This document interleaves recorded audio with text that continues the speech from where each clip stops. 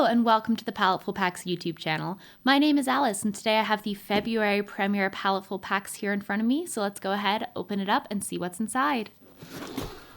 Ooh, yellow.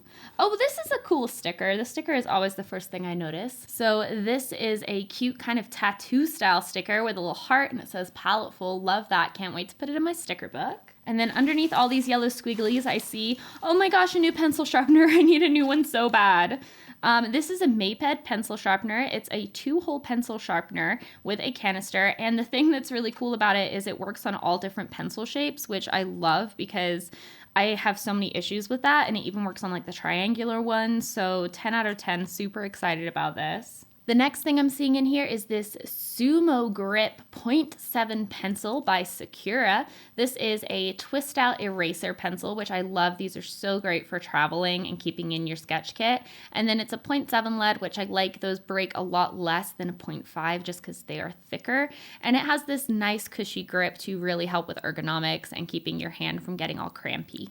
The next thing we have here is this Peel Off China marker by Sharpie. So it's a soft crayon-like marker pencil, and it works on porous and non-porous surfaces. And you kind of use this little like string to peel off. You don't sharpen it, you like peel it.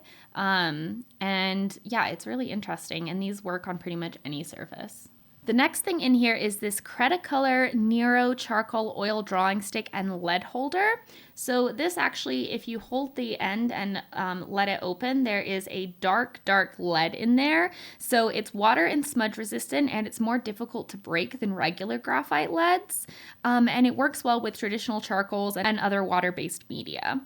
It's a 5.66 millimeter lead and it keeps it from breaking and will keep your hands nice and clean. It's also a lot more ergonomic than holding a skinny little pencil. Then we have this Cretacolor oil pencils pocket set.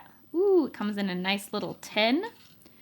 So this is great for just general sketching and drawing. So this includes a soft and an extra soft black, a white, a sanguine, and a light and a dark sepia. So we have a whole variety of shades here. Then I see this Derwent drawing pencil. The color that I got is ink blue, and this is a graphite pencil that's designed for designers and draftspeople, and they're made of really high quality Cumberland graphites.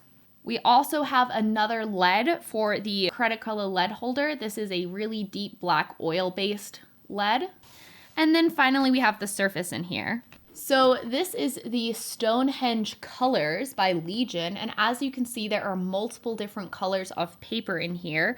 There are natural, fawn, cream, pearl gray, and warm whites. So you get to work on a variety of different colored surfaces, which is really cool with all of these different shades and tones of gray and brown that we have. They're all going to work really beautifully together. I also found this little Tombow mono eraser hiding under some of the yellow squigglies. So there is also this plastic mono eraser. It's a black eraser, perfect for erasing graphite and getting into those little detailed areas with the corner of the eraser. So this is everything that you're going to get in this month's Paletteful Premiere Pack. We have the Maped sharpener, the Tombow mono eraser, the cute sticker, the Sumo Grip pencil, the Derwent drawing pencil. We have the lead holder with 2 different kinds of lead, the Sharpie China marker, and then the Cretacolor Nero set, as well as that Legion Stonehenge colored paper. So let's go ahead and play around with these and make some art.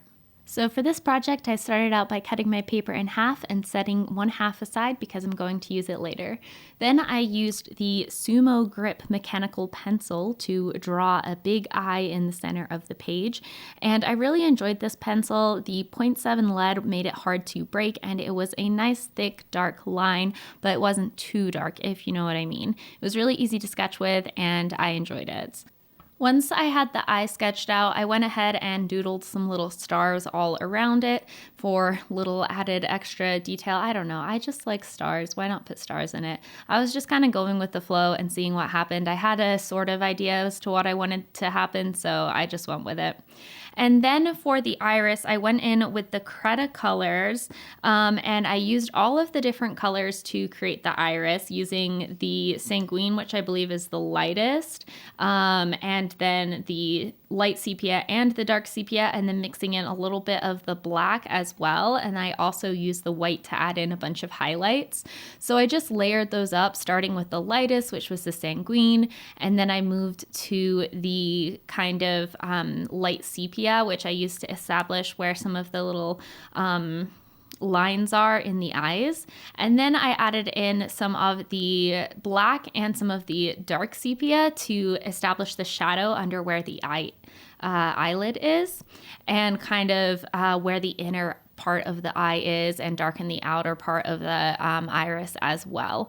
And then I just kind of kept layering up one on top of the other until I had as many details as I wanted, and until the color had built up to the point where I was happy. So I just kind of switched back and forth, and just recommend taking your time with this and going in light layers and adding more and more as you go, and you will be happy with the result in the end if you do that. So I'm going back over with the sanguine to blend everything in and add back that lighter color and really make everything pop. And this really starts to tie the whole thing in together.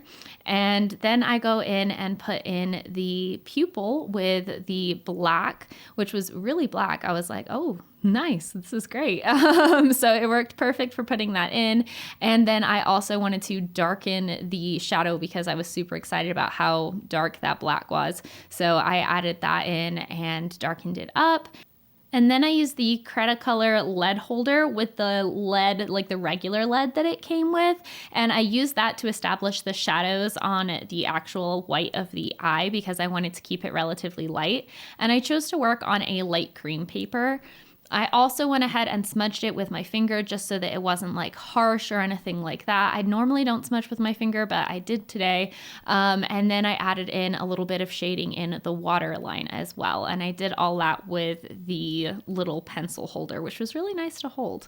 Also throwing in just a tiny little bit of shading around the under eye. Then I went in with the white and added in some bright white in the reflection, and then also added in the white in the iris to really get the idea of light is shining on it and it's nice and, like pretty. And then I went in with the white on the whites of the eyes, and I put that over the graphite, and it kind of smudged the graphite out into this light gray. So I thought that was a really cool effect. So I went around the entire thing covering the graphite with the white, which as you can see turns it into this kind of gray colored pencil looking color. So it's definitely kind of versatile there. I also did the same thing on the white of the eye and the inner corner, but I didn't want those to be just white. So I went ahead and added in some sanguine just kind of in the shadows, just to add in a little bit of a tint of color without coloring them completely. Sometimes if you just want to add in a tint of color, just putting it in the shadows is enough. Then I switched the lead to the dark black lead, which was, wow, super, super black and really nice and easy to work with. It worked perfectly for adding in the eyelashes, and I really enjoyed it. This one was, like I said, really, really dark, and I felt like you have a lot of control with the lead holder.